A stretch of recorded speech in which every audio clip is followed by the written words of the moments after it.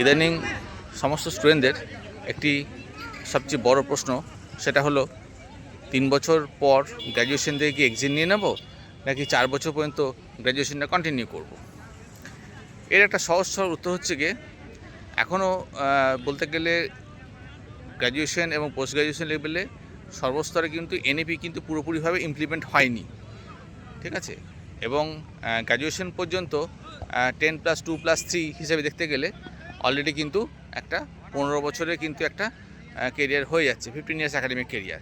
এবার ইন্টারন্যাশনালি দেখতে গেলে 16 ইয়ার্স অ্যাকাডেমিক কেরিয়ার হলে কিন্তু ইন্টারন্যাশনালি সেটা অ্যাকসেপ্টেবল, এবং সেই অনুযায়ী দেখতে গেলে কিন্তু 16 ইয়ার্স অ্যাকাডেমিক কেরিয়ার হলে সে কিন্তু সেট পরীক্ষায় বসতে পারবে, নেট পরীক্ষায় বসতে পারবে, বা গেট পরীক্ষাগুলোতে বসতে পারবে। আর এই কারণেই কিন্তু 4 ইয়ার্সের ডিগ্রি কারিকুলামটা লঞ্চ হয়েছে। এখনও কিন্তু ইউনিভার্সিটি স্তরে সর্ব জায়গাতে কিন্তু এটা কিন্তু এখনও কিন্তু অ্যাডাপ্ট করা হয়নি। ওই জন্য এখনও পর্যন্ত এমএসসি কিন্তু 2 বছরের, এবছরটাও থাকবে, আগামী বছরও থাকবে এমএসসি 2 বছরের।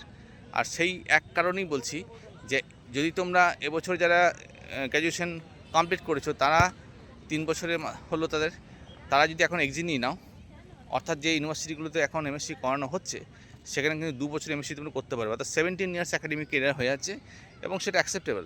কিন্তু এই 1-2 বছর পরে তারপরে কিন্তু আর কিন্তু এমএসসি স্তরটা কিন্তু এই জায়গায় থাকবে না। তখন কিন্তু তারা প্রেফার করবে 4 ইয়ার ডিগ্রি কোর্স, এবং 4 ইয়ার ডিগ্রি কোর্স না করলে তখন কিন্তু সর্বস্তরে কিন্তু তুমি কিন্তু রিজেকশনের সম্মুখীন হবে।